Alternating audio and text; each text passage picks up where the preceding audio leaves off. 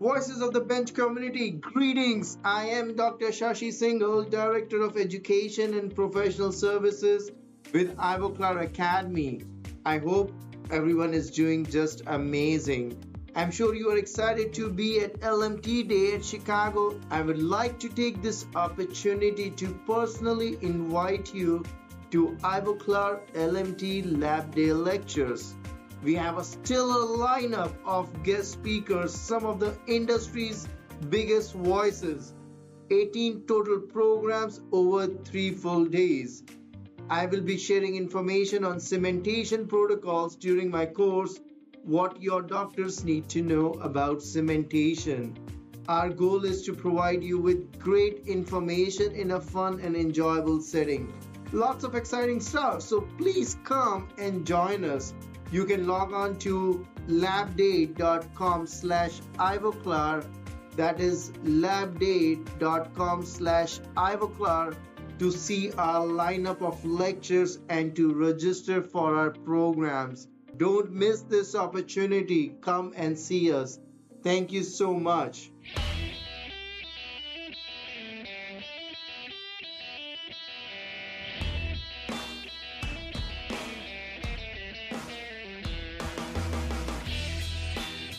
Welcome to Voices from the Bench, a dental laboratory podcast.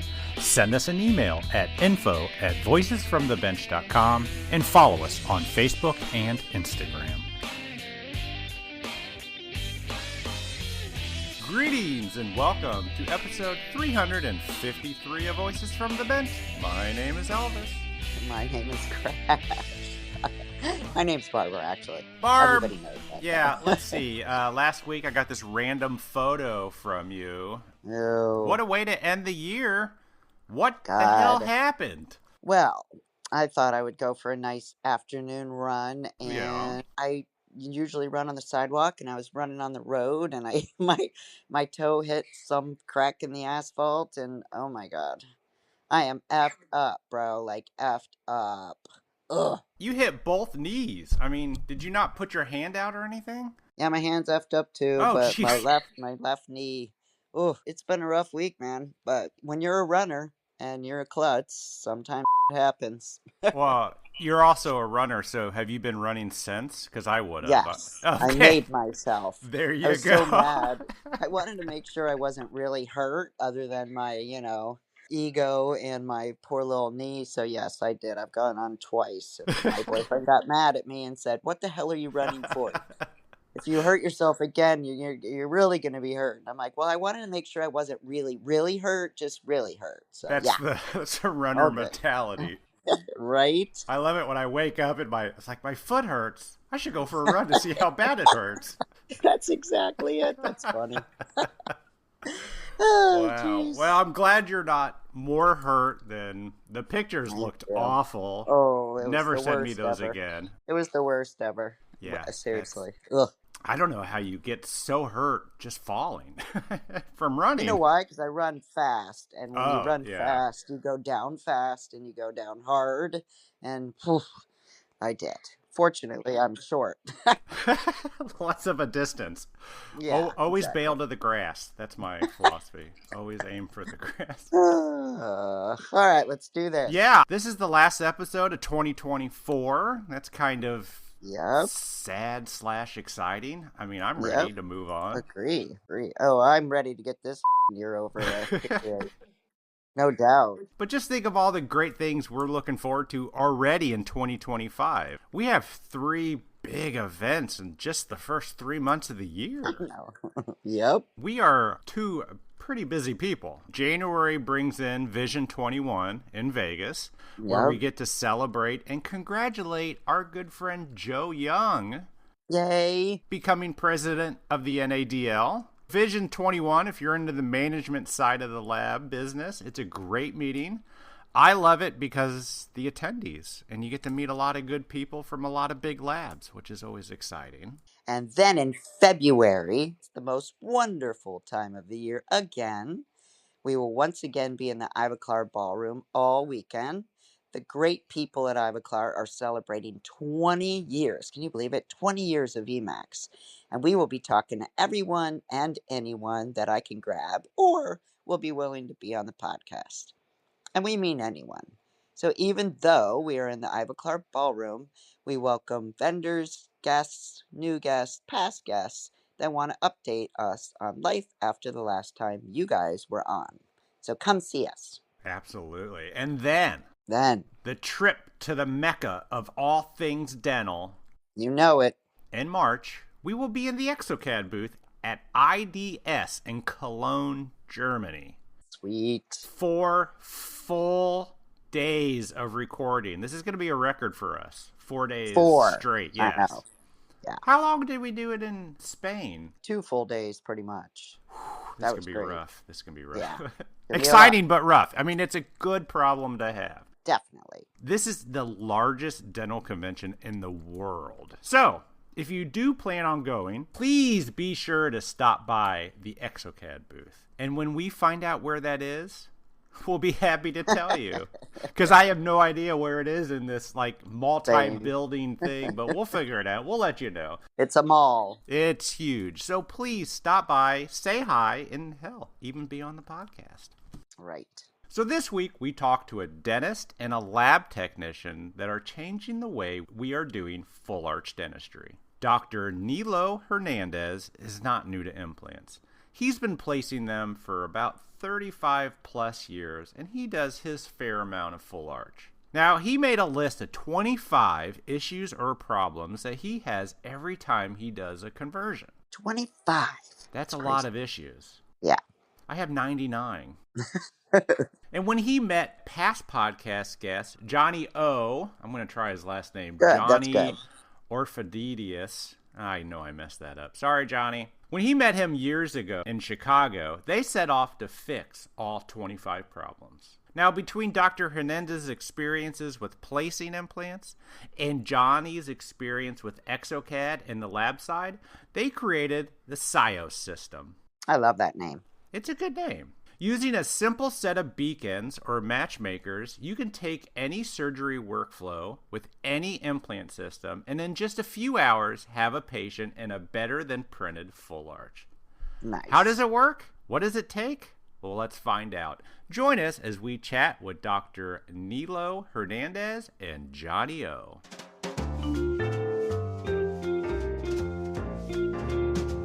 Voices from the bench. The interview. Barb and I are super excited today because we're talking to 2 gentlemen in our industry, pretty giants from what I understand, coming on to talk about a whole new, how do you say it, SiOS? That's it. Yes. SiOS. Yeah, this is interesting. So the whole idea is, what does SiOS stand for? I just had it. I am so Smile in one system. Nice. Smile in one system. I love it. So we got Dr. Nilo Hernandez. How are you, sir? Nilo. Nilo. Sorry. I'm all over the place today. Well, It's bad. okay. Dr. Nilo Hernandez. How are you, sir? I'm doing great. Thanks for having us. Yeah, thanks for coming on. And back by popular demand, Johnny O. I don't even know your last name. I just know it as O. That's fine. It's Orfanidis, but that's great. Thank you for having me on again. Orfanidis. Are you still in Florida? Yes. Yeah, I am. Nice. In Tampa, yeah. Oh, wow. That's me. Okay, good. Good. Let's start off with Dr. Hernandez. Tell us kind of how you got to where you are today. I know you got a lot going on. I know you're busy. Well, that's an understatement, but there's not a lot of time for sleeping, I'll tell you that. The industry is needing some help, and Johnny and I have been busy beavers for the last 6+ years trying to solve some of the problems that were plaguing the implant arena, and especially the full arch flows. And we started this quest a bunch of years ago. We've culminated to the point that we're at now, which is very tried, very true, very absolute, and it's going to change the face of implant dentistry, especially the way full arches are done, and I believe into quite a bit into the future. So it's pretty exciting for all of us. So how did you and Johnny meet? That's a long story, probably a separate podcast. But That, uh, that needs quite Or a bit of this one. alcohol. yeah, and some of the stuff that happened, we probably shouldn't be airing. Anyhow, but we met at the Chicago show many years ago, introduced by a colleague of ours. I guess we hit it off. I realized that he was the missing piece that I was searching for many years. Awesome. I was finding some roadblocks along the way in what I was trying to achieve in developing a system that was easily incorporated into anyone's hands. And here comes Johnny, and we sat around having breakfast there at the Hyatt. And I kind of told him my idea, and he threw his fork down on the plate. I thought for a moment, I said, I think I just ticked this guy off. But in fact, he said to me, this is so amazingly funny. He says, I've been looking for that answer for a while. I've been looking for somebody to team up with that had the same mindset. Wow. So off we went to the races, and I said, well, I guess this is the beginning of something that's going to be special and laborious, and that it has been for sure. And here we are. I mean, here we are sitting with you on the verge of unveiling our system, as Johnny and I refer to it, our baby, Oh, yeah. on the verge of unveiling it this year or this coming year at the Chicago show. And again, I couldn't be thrilled, and I thank people like yourself that are willing to help us get the word out, and this is wonderful for both Johnny, myself, and the rest of the team. Awesome. So Johnny, what the hell did he drop the bomb on you during some eggs and hash browns? Well, yeah, it's funny. I'm actually happy that when he said the missing piece, I'm glad he didn't use the missing link. So so yeah, so it's all about this idea of how do we digitize a process that actually, we'll get into it, but yeah, of course. basically, how do we digitize something with precision in an area that's kind of eyeballed the whole way through. And the good part Mm-hmm. is that Nilo has so much experience, not only in placement of implants and all that stuff, but he's a conversion guy. He was doing a lot of it. He was very well trained at it. And when we sat around the table, he was like, "I hate it. It sucks. It's messy. It's never Yeah. right." You know, and that's kind of how we hit it off, because my mindset is, obviously, my background. I've been on the bench for quite some time, and had the fortune of dealing with a lot of digital early on in my career. And this just happened to hit home, and I said to myself, well, I think this is the right guy, because he's not worried about, there's no egos involved. We're kind of working on this together, and we hit it off. And that's why we came to this point. I mean, this wouldn't have worked if one person had an ego or one person had their own way all the time. Yeah. But it was about collaboration and understanding both sides clinically and what the laboratory has to do. So you're saying Dr. Hernandez is an oral surgeon that doesn't have an ego? Well, you can call him an oral surgeon. It's funny when I always give him a hard time, but he's like, "Hey, man, come on." But he's like, he's a GP, but he's a super GP. He's an oral Yeah. surgeon, and as far as I'm concerned, because I've seen him Yeah. work, and he's phenomenal when it comes to surgery and just working, dentistry. So, Dr. Hernandez, but you mentioned that you've been placing implants for 40 plus years. So No. I mentioned for nearly 40 years. 37. Okay, excuse me. 37. Excuse me. 37. We'll round up. When did you get into this game? I mean, you must be talking about implants that aren't out anymore. You must have seen the evolution of these, all sorts of things. Yeah. Talk about your journey to where you are now. Well, it began obviously a long time ago as a kid. I met a gentleman, and he's passed now, and he kind of took me under his wing. He was a lab technician, by the way, a German lab technician. He used to call me a certain name, and I'd go to his lab and hang out and have lunch, and he taught me about teeth and how to wax up, and he took me through the entire process of learning what a dental technician does, and Nice. and it kind of catapulted me into going to dental school. So once I was in dental school, I realized that general dentistry was really boring. I could understand why they kept saying that dentists have such a high suicide rate. I was Oh, ready. jeez. Yeah, I've heard that. Yeah, you've Yeah. heard that, right? So I Oh was ready yeah. to hang myself from the nearest Yep. tree. And I said, oh my God, if I'm going to do this the rest of my life, drilling and filling little holes, this is insane. So fast forward a few years, and I run into a couple of people that I meet, and again, I think I was 21 when I met a big guy in this field. His name, I think you probably heard of him, Jerry Nisnik.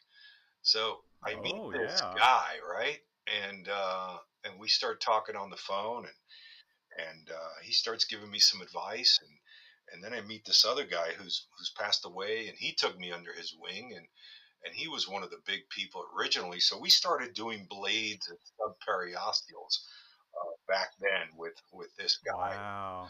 and Alan was very instrumental in me getting into this field. All the while, we were trying to figure out, or at least I was trying to figure out, there are certain parts of the flow that bothered me that just wasn't congruent enough. And we started playing around with different ideas and designs. So I was in my early 20s. We didn't have computers back then, and the ones that we did have were DOS based. You remember those Mm-hmm. with the green screen. Oh, So sure. we were drawing stuff up in pencils. And I remember the first aestheticone case that I restored, and I want to say this was in 1991, and that was supposed to be the cat's meow when it came to aesthetic screw retained prosthesis over Brandemark implants.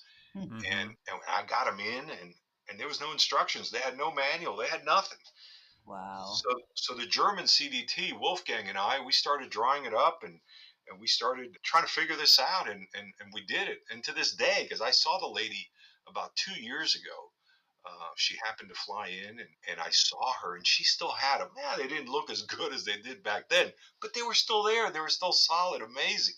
Wow. So that was kind of this thing where it was never just good enough. And when I met Johnny and I started telling him the problems that I was finding, and I had a piece of paper folded up in my back pocket, and I said, "Man, I have found these 25 problems Oh, that jeez. that I am encountering on just about every single case, whether it's a sub, whether it's a full arch screw retain, a full arch cementable case. I am finding any bunch of these 25 problems in every single case, and it drives me nuts." I said, I want to solve all of these, and if we had a system that we could put together that solves all of these problems, and we take that to market, Johnny, we can become, I guess, for lack of a better word, the people that save implant dentistry and simplify it. Because look, at the end of the day, it's got to be better and easier for the patient. And Oh if we yeah. make their experience better, less traumatic, and faster, which means then we can cut the cost even some, Yeah. everybody wins, right? Mm-hmm. So that's kind of where we're at. It's a matter of solving problems. Johnny and I have always been, problem solvers, whether it's our staff, our family, our industry. It's about solving problems that exist that people just accept the flaws for what it is. And I just can't sit back and accept it. That's all. So how do you guys, with this awesome idea, how do you set about to creating a solution? Like, what is step 1 through 5 after talking about it and knowing you've got a list of 25 problems? Mhm.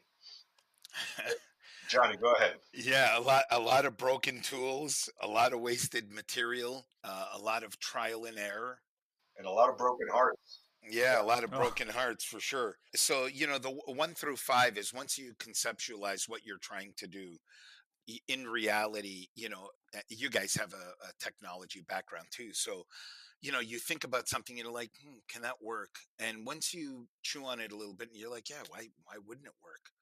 Then you go about that's kind of your first leap, right? Huh. Because if you don't just go blindly and go, let's just try it. Once you start working on it and you understand the first point is, yeah, I think this can be done. It makes sense. We have all the tools.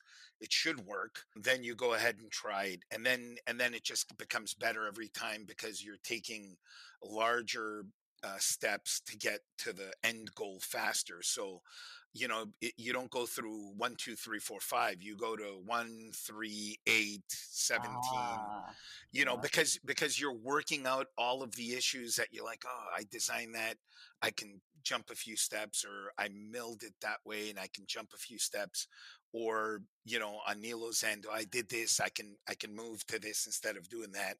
And there's always, when you have a baby like this, you're always continually developing.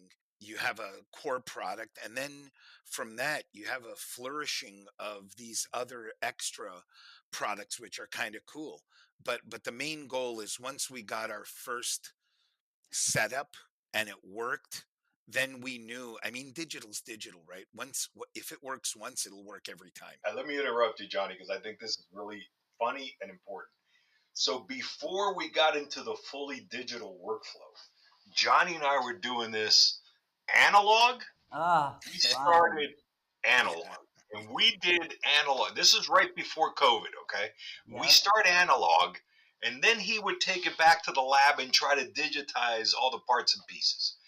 And then he would come back to me, and then, okay, so let's do the surgery. We're going to do an analog based surgery with trying to figure out, what we're going to do. I mean, I can operate anything on anybody, right? No problem. But then all of a sudden, it's time to convert this thing, because originally, like everybody was doing, we take some alginates, we have Johnny make me an immediate denture, and here we go. Let's get the patient in the office, let's slap some implants in, and let's screw this thing down. But now we started going back to the drawing board, Johnny and I. After every surgery, we'd sit around, have dinner, and then just really hammer each other and say, okay, what went wrong? What could we have done better? And every single time it was, look, Johnny, the moment I go into surgery and I flap this patient, I reduce this bone and I try to level my playing field, all of a sudden, the ridge that you built this immediate denture on is gone. It was gone. Now, we've got to figure out how this thing is going to rotate, how it's going to sit, where is it going to seat. And then we went back and, okay, we've got these multi-unit abutments. We're placing the titanium sleeves. We got to open up these crazy holes arbitrarily. They've got different dimensions, and we all know what happens with acrylic in different dimensions. Oh, yeah. So now we've got these long titanium tubes, and I'm an occlusion guy. I went through all the Dawson. Pete Dawson was my dear friend, so I'm a big CRCO kind of guy. And I'm saying, okay, I'm going to use some bimanual manipulation, try and get this person to the right arc of closure. Then I would close this jaw, but what would bump into the opposing arch was these darn those tubes. Big, tall cylinders, yeah. That's right. So, okay, so let's start cutting them down. Now it's like, okay, now we're bringing vibration into the implant. We all know what happens when we place an implant. It's sitting in this inflammatory responsive bone, so it's somewhat flexible per se. I don't want to bring in this additional amount of vibration. So let's take them off the multi-unit. Let's trim them in the lab. Now I got to go back. Oh my God, what happened?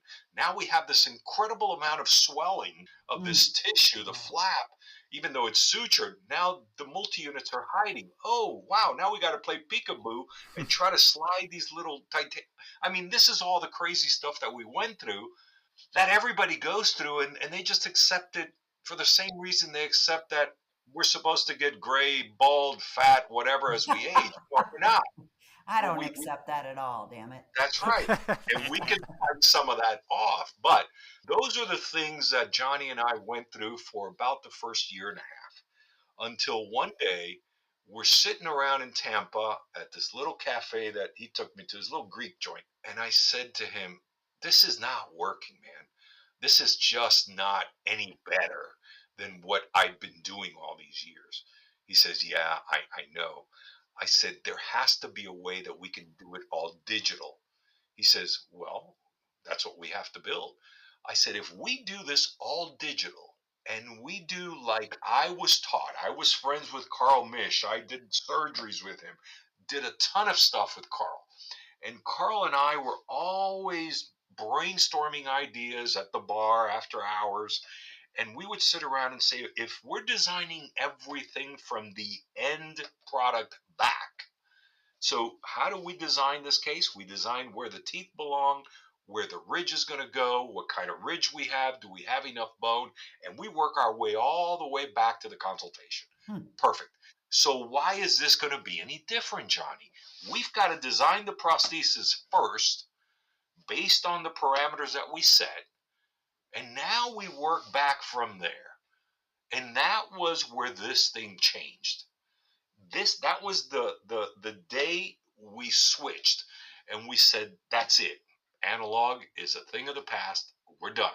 Now, that's not to say that if somebody wants to do the SiOS system, they can do it analog. They're just going to struggle more. But if they follow our protocol and our system down the way we've got it laid out, it is easy. It's designed for the rookie, the person that is not that super GP 1-2% of the top of the totem pole.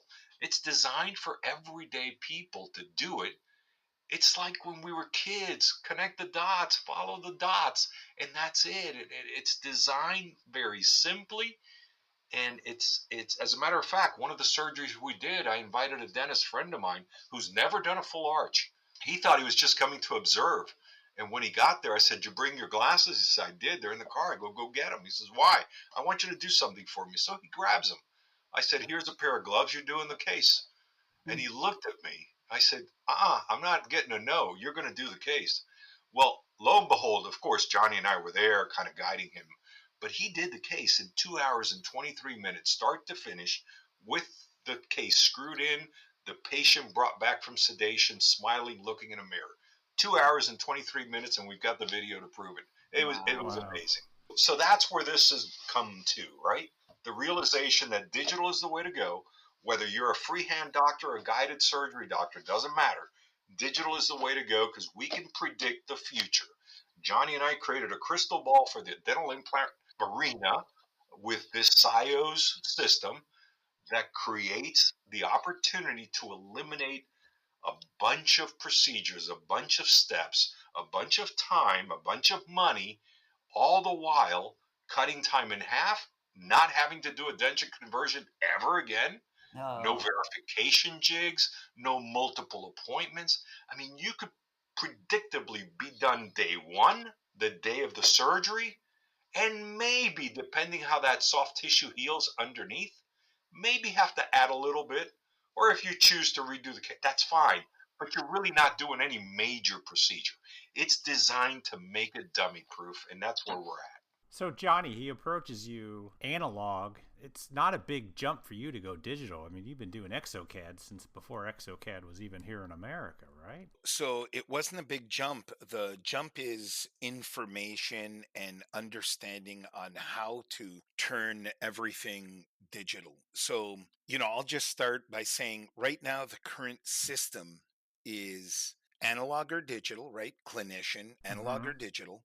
They send it to a lab. The lab 99.9% of the time digitizes whatever isn't digitized. True. They work and perform most of the manufacturing digitally, sometimes by hand. And then when it's outputted and it gets sent to the doctor uses some of the digital pieces and then they go into full analog.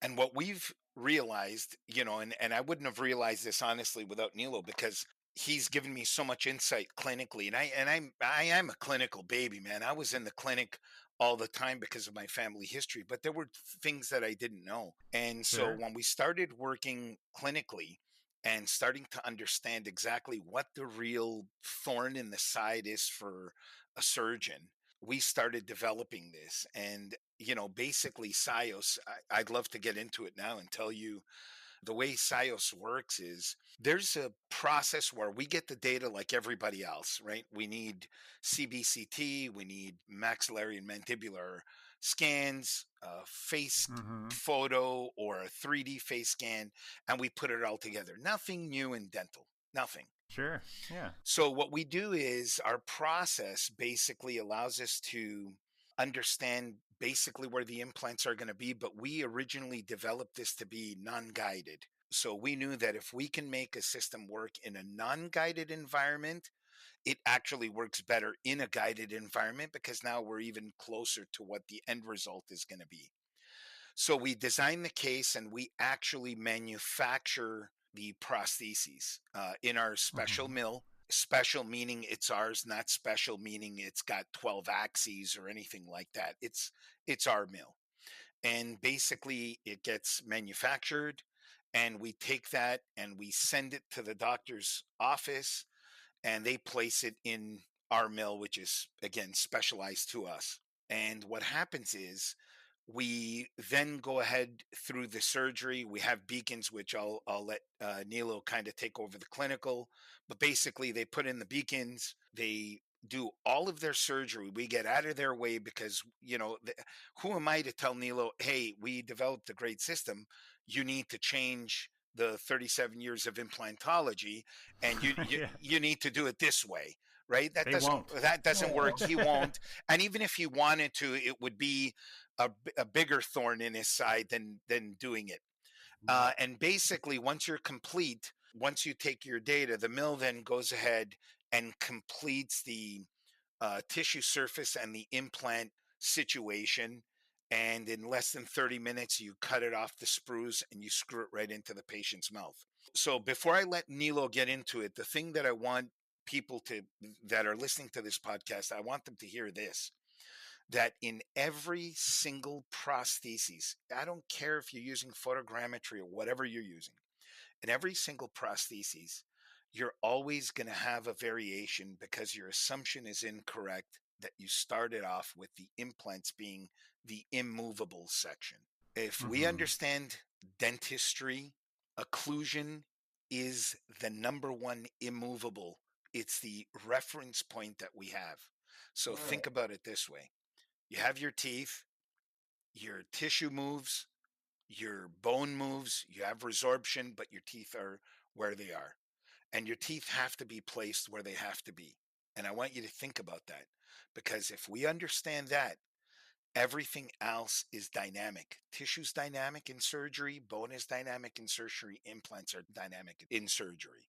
So Nilo, why don't you explain the process there once the puck goes into the mill? And I want to slow down real quick. Yeah. You mentioned that you have a lab mill the prosthesis, so let's say an upper denture, palate and everything, flanges, everything? No, we actually mill it in the hybrid style. So okay, and then after surgery, and we'll get into what happens, you mill it again, or you mill on the original? We mill on the original because it's like a 2 mill step. It's a little more than that. It's a 2 design, 2 mill, different location step.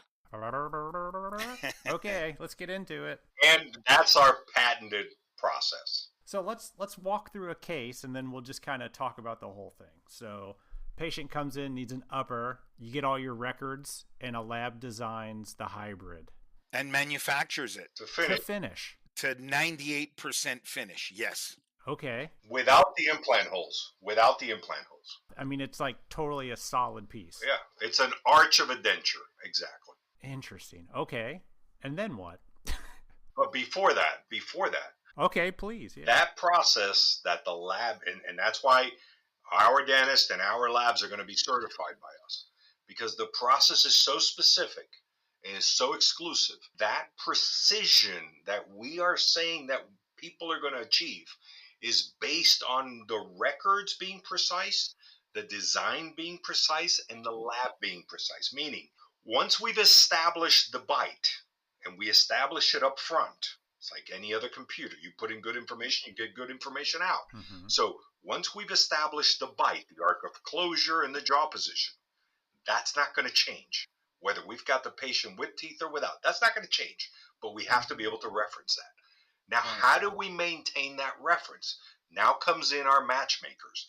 Our patented matchmakers are these beacons, and we have different designs of them based on whether we're doing a full arch, or, by the way, our SiOS system works for even a quadrant or a segment. It doesn't even have to be a full arch. So it's multifaceted. Now, let's say that once we've established where those beacons are going to go, and we design and establish that on the CBCT, away from where the implants are going to go, where we assume that the implants are going to go, because again, everything is variable. The moment we bring the human into the equation, meaning the patient, things can change and many times do. So here we go. And this is where Johnny had the big aha moment one day, because he developed the whole thing in his lab. I drove up to Jacksonville when he was up there, and he says, I got it. I said, great, show it to me. He shows it to me. I said, that's beautiful. Everything works on paper and at the bench. Now let's stick a human head on this and see what happens. And that's where then the change happens. So here we go. Now we go, and we have a surgeon that just walked off the street because we hired him for today. And this surgeon doesn't know anything about what we do, and that surgeon is going to come in and operate this case. And we're going to say, hey, Mr. Surgeon, Dr. Surgeon, you're going to place these 6 implants in this lower arch, which, by the way, is the more difficult one. You're going to place these 6 implants in this lower arch, and we are going to screw a prosthesis on at the end of your surgery that may or may not be the final prosthesis, but it's going to look, feel, and act as if it is. And the surgeon's going to look at us with this glass-eyed look and think we're crazy. But you know what? He's a contract worker. He's going to come in. He's going to do. And the reason I bring this example up, I want you to understand that it's that simple. Somebody that just off the street is just a surgeon. Now, we're going to say to this surgeon, by the way, you're going to place these beacons in these strategic positions because we're going to give them a simple surgical guide that we create. It's called our matchmaker guide. And they're going to put that in the mouth, have the patient bite so they can verify occlusion, and they're going to position and fixate these matchmakers. Once this is done, they cut away the little sprues that's holding that surgical guide, retrieve the surgical guide, and those beacons stay in position. So if we're dealing with a full arch, those beacons are placed and screwed into the jawbone. You follow me? They're small. They're small. Where are they in location to where the guide's going to be? Like below, or? It's a tripod, so we're going to try to have one as far forward as we can, and one at each extreme on the posterior as far back as we can. Okay. So just imagine, right? If we have those 3 beacons in place, and now before the surgeon starts to extract teeth or flap open anything, the assistant, again, is trained by us, is certified, will grab any iOS, any brand of iOS, the cheapest to the most expensive. Doesn't matter. We've tried 7 different ones. So they're going to take an iOS scanner and they're going to scan that beacon position before any surgery starts. That's it. Save the data, send it off to the lab. The lab is going to keep that data momentarily. Now we tell the surgeon, hey, Dr. Surgeon, go do your surgery. Worry about nothing else. Just don't knock off my beacons. So now the surgeon goes and places his implants or her implants, grafts, does whatever they got to do, sutures the case, places multi-units, tightens them as much as they want, and the surgeon says, okay, I did my job. Great. Now we say, hey, surgeon, but before you leave, I need you to do one more thing. I need you to place these scan bodies on the multi-units, and I need you to do one more scan. That's it. So, okay, so they screw on these 6 scan bodies. They take the same iOS scanner. They scan those 6 implant positions, and they scan the 3 beacons once again. Send that data off to the lab. Within minutes, the lab does their magic, which is part of our secret sauce. They match all this data together, and they send that signal back to the chairside mill. The assistant is trained, so as soon as the chairside mill has the information, and that information, just so you know, is the secondary portion of the mill, which is only about 10 to 15% of the actual prosthesis. Now, what is the mill at the chairside going to mill? Only the screw holes for the implant position and the intaglio tissue side. That's it. Everything else is done ahead of time. You follow me, right? Yeah, I do, yeah. And I'm clueless, so yeah, that's good. All right, so again, what we're trying to do is tell the surgeon, hey, surgeon, I only want you to be the surgeon. You can learn about all this stuff, but it's at your option. I only want you to focus and be the best you can be at what you do. We're going to train the assistants to be super assistants, and they're going to be super SiOS assistants. So they're going to understand all these little parts and pieces and where they go and how they function. So the assistants are now going to be more than just sitting there sucking saliva. And the assistant will finish this case, cut it off the sprues, because the case arrives to the dentist still on the puck. It's not removed from the puck. It's on the puck, on the manufacturing puck. The assistant's going to be trained on how to cut it off the puck, polish the little sprues, go to the patient, seat it, screw it down, not torque it, check the bite, and then call the doctor for verification. The doctor will come, verify the occlusion, the fit. The doctor will decide to tighten it more or not. That's up to their discretion. And they put a little closure on the screw channels, whatever they choose that they want to use, and that's it. We're done. There's no denture conversion. There's no mess. There's not even where we got to call this patient to come back. Now, obviously, the good clinician is going to recall them a few times just to make sure they're healing well. Oh, of course. At some point, they have to remove sutures. But there's no patient that's going to come back and I have to unscrew the case and put verification jigs in there and cut them and lute them and pick them up in a plaster impression so that the lab can do an altered cast procedure and all these things, right? None of that. What we're saying is the moment the implants are placed, and it doesn't matter if it's guided and we go with the guide and everything works great, our system works great. But let's say, because here's where I come in as the surgeon. Let's say we plan this case on a CBCT perfectly, but when we go into surgery and we extract this one tooth, we realize that the buccal plate of bone was ankylosed and we lost that entire buccal plate, which happens. Mm-hmm. Now what? We put an implant in there that's not stable enough and has minimal primary stability. My question as a surgeon is, wow, am I going to load this thing? Do I feel confident and comfortable loading it? Maybe not. So with every other system right now in the marketplace, that case would have to either be risked and done that way, risking the possibility of having that implant fail, or abort. Our system is the only one that, on the fly, I could choose to move that implant over to a more stationary bone site or eliminate that implant altogether and place one further back or further forward. It doesn't matter. Because once I scan that implant with the iOS, the mill's going to open the hole right where I placed it. It's not dictated by the implant like every other system is. Every other system right now, and I'm not going to mention any names, are dictated by the implant position.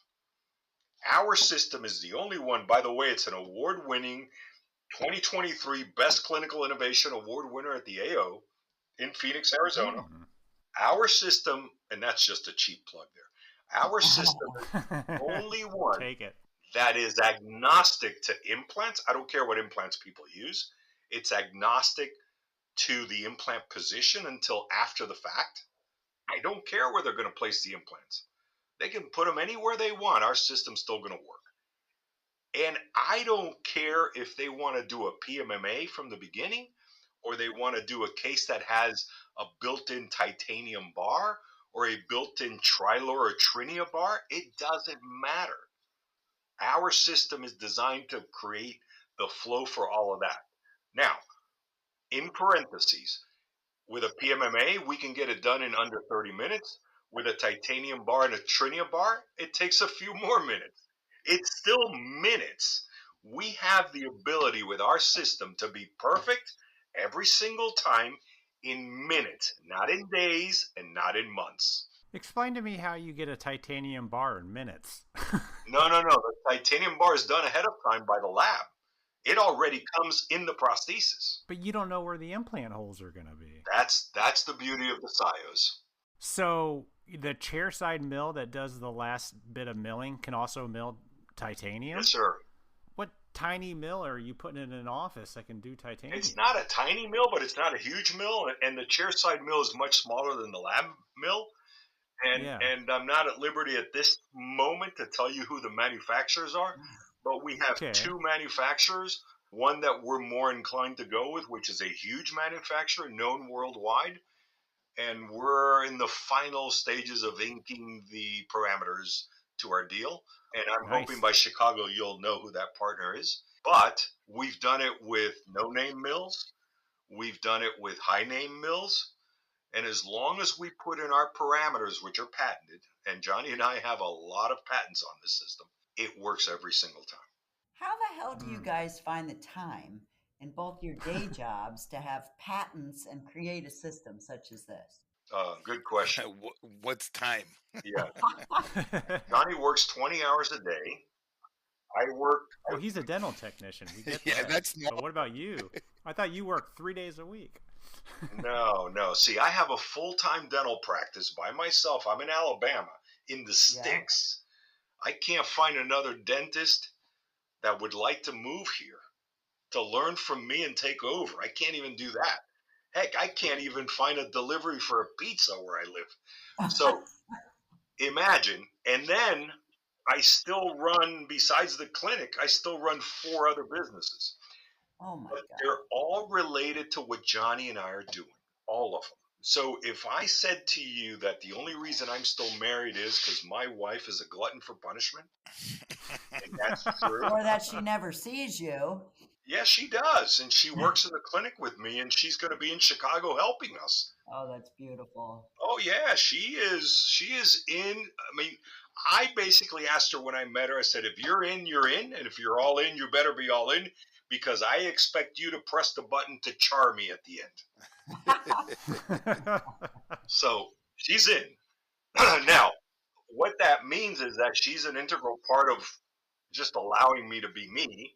And she knows that she's not going to change the stripes on this old dog. So what we're doing is so incredibly exciting and innovative that I'm surprised Johnny also is still married. Heck, I'm surprised I'm still married. But here we are. It sounds to me like Johnny's working. Johnny, are you working? I am. feel Yeah, I am working. Yeah, I mean it doesn't end. You know the lab business, and I feel for a lot of the laboratories out there. Especially now in crunch time, all this has to happen. The one thing that Nilo, he did kind of mention it, but I wanna kind of add to it to kind of blow your mind. Yeah. So our system will work on any implant, any combination from periosteal to mini, Hmm. You can zygoma, do this on pterygoid, mini implants? any implant at all. And we can do it live. We're the only guys that can do this kind of live pre-prostheses. We're the only ones that can do it. We can do it on zirconia implants and abutments. We can do it on basically any system that's out there. So the most important part after we said all this stuff is, so what about occlusion, right? Why is yours better? Why isn't photogrammetry sort of the king of the castle? Well, I'll tell you why. If your initial records are correct and we have the maxillary arch and the mandibular arch in the correct relationship, if they are correct, remember, there's no more conversion. I'm not eyeballing anything. The system is digitizing the position because we are referencing an arch, a lower arch. I know you said upper arch, Elvis, and the upper. You'll see that everybody uses the upper because they always have a fairly good reference when it comes to the vault of the palate. Sure. All that. So what do you do on a lower arch when your data never goes as far back as the retromolar or mylohyoid areas? You have your tongue. What do you do on a lower arch when you remove 6 millimeters of bone? Where are the landmarks? So our system, if the relationship is correct, we all know that in digital, nothing actually moves. The wax doesn't get hot. The articulator doesn't fall off the table. Yep. It's perfect. So when we output, our output is the only perfect part, because it doesn't matter where the tissue is. If you took 1 extra millimeter of bone away or you took 1 millimeter less of bone away, doesn't matter if you sutured a little heavy or you sutured light. It doesn't matter if one implant's a little higher than it should be and one's a little lower. The idea here is that once we understand and we pre-process everything, Now it's just a matter of getting the to the minute data, which is the amount of time it takes to do a scan on an arch, and transfer that information directly into the design and then directly into the mill again. So there is no more. So I can tell you what we've seen 99% of the time. Even with photogrammetry, you'll have a little bit of a heavier contact on one side, and then you'll have a heavier contact on the opposite side in the occlusion. Why? Mm-hmm. Because when you're using something that's supposed to be so much more accurate, and then you're trying to take that data and put it on data that you yourself has said is not great, which is iOS data, now you have a torquing. It actually torques. There's a little bit of a change. So we don't have any of that because we're taking live data. And you're saying, well, let's get to the nitty gritty, right? How about, isn't iOS not so accurate? See, the point is that we understand, and Nilo can explain this in real depth if you wanted him to, but implants are always going to move a tiny bit. Doctors, clinicians are squeezing the bone and they move. So even if our mills are perfectly aligned, we're going to have a 30 micron deviation in 5 axes, right? So once we get the prosthesis out, even if the implant moves a hair and gets activated, even if it moves 10, 15, 20 microns, it's not damaging anything.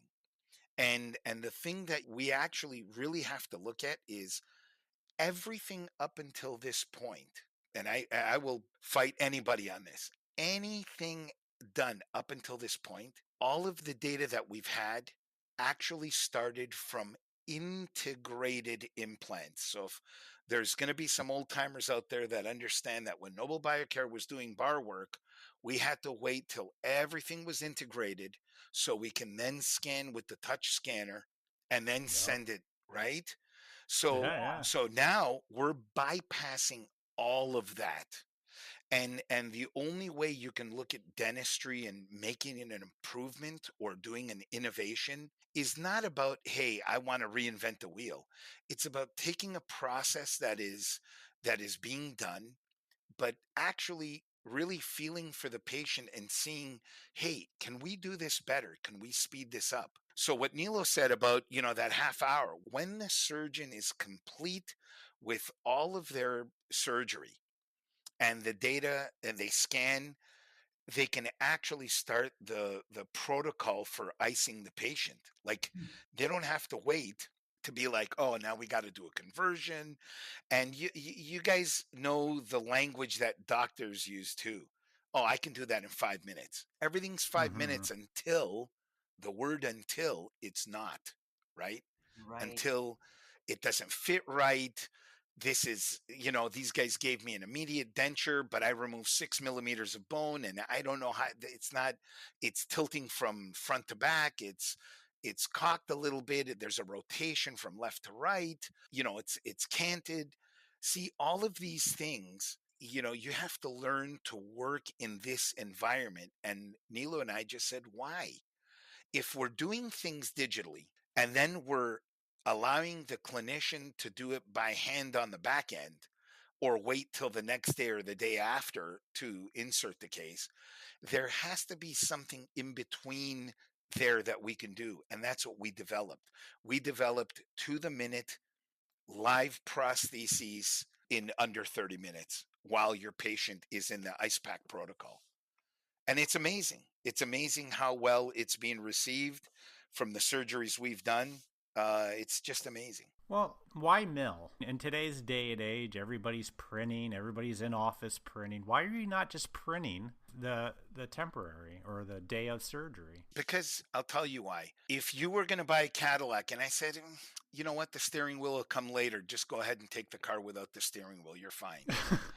You wouldn't do that. So what we've done, and I'm going to be a little bit hard on this, what we've done is we said $8 and $10 and $15 worth of material is good enough for a $30,000 case. It's okay for the patient to leave with a one color PMMA or one color printed situation, right? It's good enough. It's never good enough when it's on you. And that's one thing that I loved about Nilo. And we would do things and I would say a few things and he's like, we can't do that. I'm like, dude, it's only going to take an hour. He's like, but the patient is going to like blow up. We're going to have a lot of swelling and we're trying to minimize that because the patient's going to have pain. Hmm. Like, it's not for you and me, of course, Yeah. but what we try to do is we're trying to be sensitive in how we do our surgery. We want to read the CT data well so we don't have to do extra steps. And they do arise, right? That's why he's a surgeon and I'm not, right? He understands how Yeah. to manage that. But it's not like, hey, let me just look on the wall. Like, this is kind of usually what happens. Let me look on the wall. Let me see what's going on. I understand anatomy. Yes, there's a place for that. And that's not for me to speak at. You guys want to do your surgeries like that, that's fine.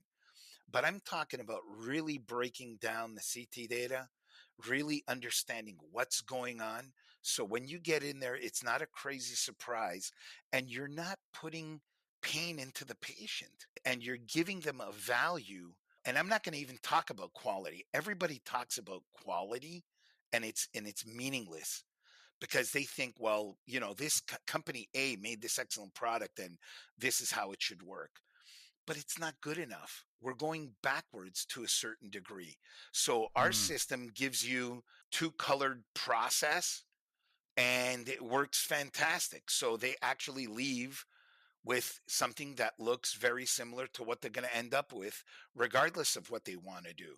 They may want to stay in PMMA because they happen to not be able to afford that care of going into zirconia or some of the other materials. Some doctors have a flat fee, some don't. But at the end of the day, what we're saying is we want to give the patient the best, not let me grind it in and we'll fix it on the back end. Because I can tell you one thing that I see, and I actually want to ask you, Elvis, a specific question, and Barb. Yeah. When you lose your landmarks and you've lost your positioning in your mandible, how many in the percentage of dentists do you know that can actually get you back to where that patient was originally? Oh my God, not many. Less than one. Okay. Okay, that's an excellent answer because you know what happens with SiOS?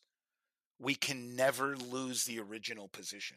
And that's because of those, what'd you call them? The markers? the beacons. Matchmaker. The beacons. The matchmakers.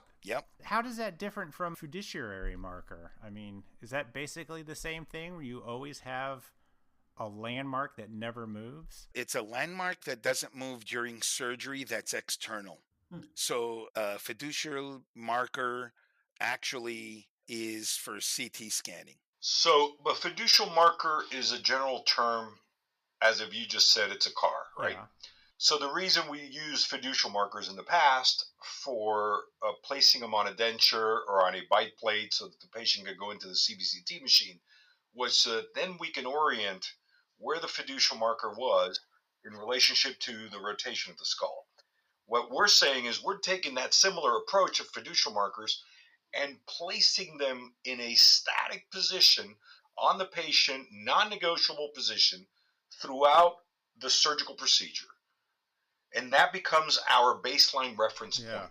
So it doesn't matter what somebody does to the occlusal plane of the bone, how much they reduce it, how many teeth they remove or don't. Those markers stay there, non-negotiable, in position.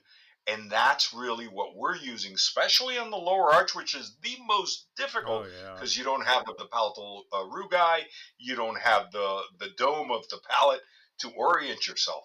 So all of a sudden now you have an opportunity to be more predictable. But let's get to something that Johnny was alluding to, and it's why go through all this trouble? Yeah, the patient is the outcome. We want a better outcome. But let's look at it from the lab perspective. When I was in my practice in Florida, and we were still developing this, and I would say to Johnny, hey man, I used to average 20 arches a month. He knows. And I would say, Johnny, I need you here on Tuesday and Wednesday. I'm going to do 5 arches, and I need to do the conversions. And he would say to me, okay, Nilo, I'm going to try. And he would wipe the sweat off his forehead. And then at times he'd call me back and says, man, I can't go. I've got this case that I've got to deliver to this doc tomorrow. He's got a patient flying in. And there went my decision. So what do I do? Because I own a company that provides education, and we have a training center here, we sell equipment to labs and dentists, etc. I'm always trying to find the solution to people's problems.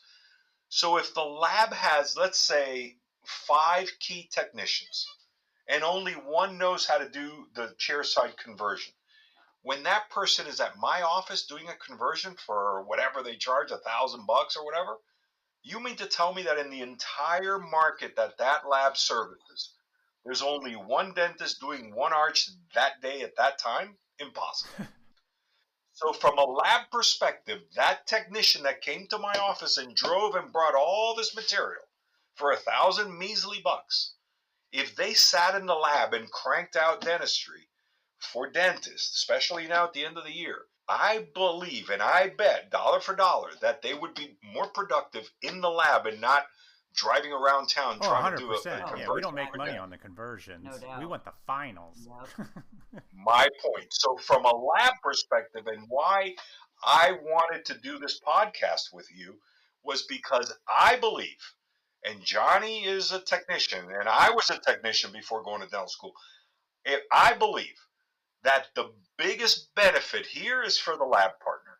Why? Because all of a sudden, you now have the opportunity to be doing multiple SiOS cases at the same time anywhere in the world At different locations, yeah. Yeah. at different locations, and you don't have to send a technician to convert.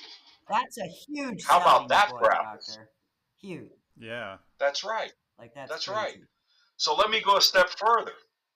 What if I said to you that in the amount of time that the lab involves, in the lab, manufacturing a prosthesis for Dr. XYZ, and all the steps and the verification jigs and the back and forth and the shipping and the receiving and the send back to the doctor and try-ins and the bite is wrong because the majority of Yep. dentists in this field, in the full arch field, they don't know how to reproduce the bite.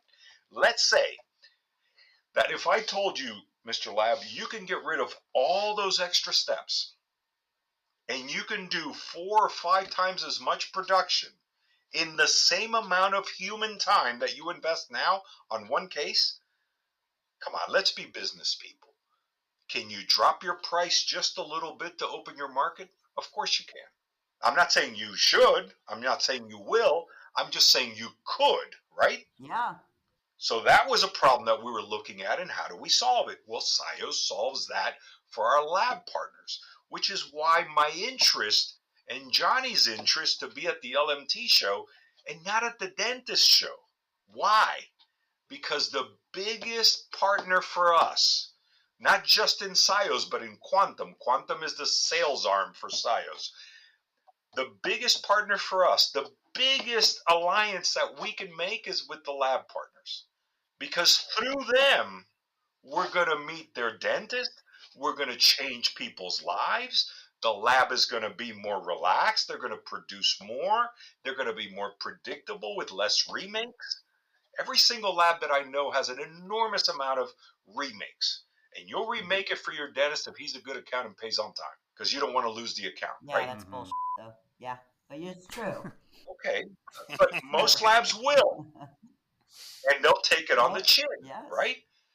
What if I said to you that this brings such predictability to your flow that the possibility of this case failing because of the case, not because of a car accident or because they did a bad implant surgery to begin with. Let's just say the case failing, the distal saddles fracturing and blowing out the implant, which happens all the time.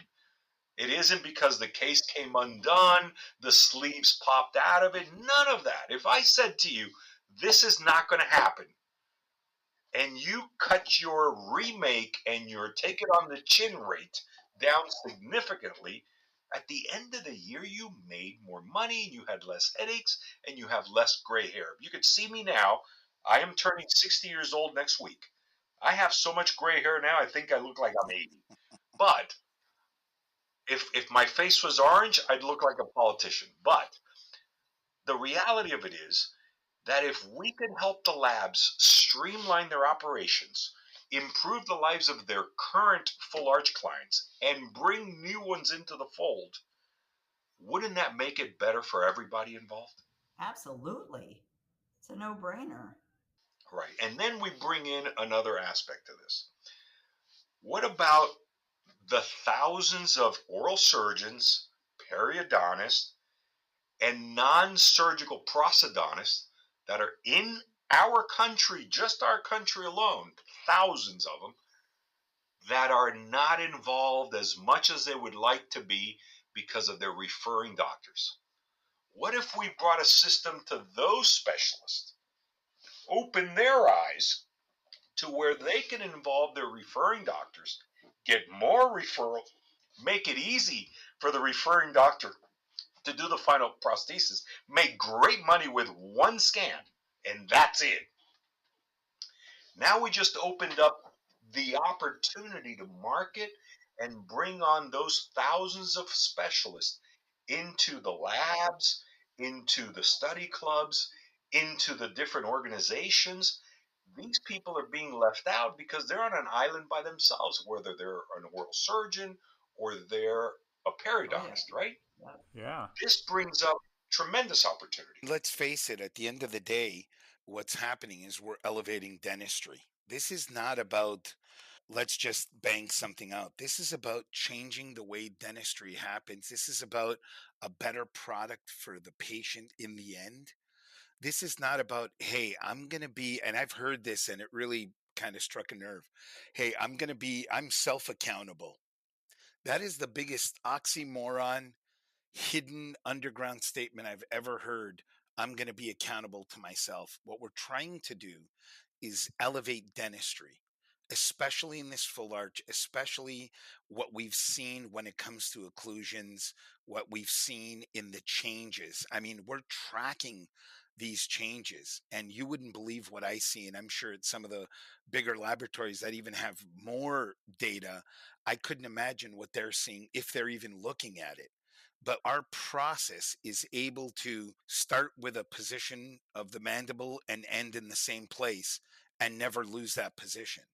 And if that doesn't elevate dentistry and make it more efficient, then, you know, then we're in a different place. But that's our goal. That's what we've Yeah. done. That's what we've achieved.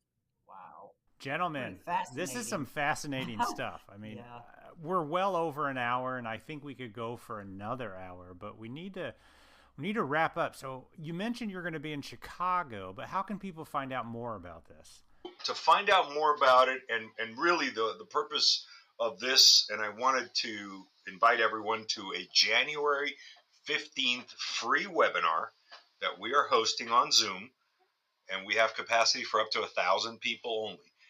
And I'm offering 2 free CE credits for it. So whether they're labs or dentists, 2 free CEs. And it's a live webinar with Johnny, myself, and another one of our partners, Dr. Robert Miller. And we're going to go through this entire process. So January 15th, and they can see and register for this webinar along with a Chicago seminar at siosdental.com. That's SIOS dental.com.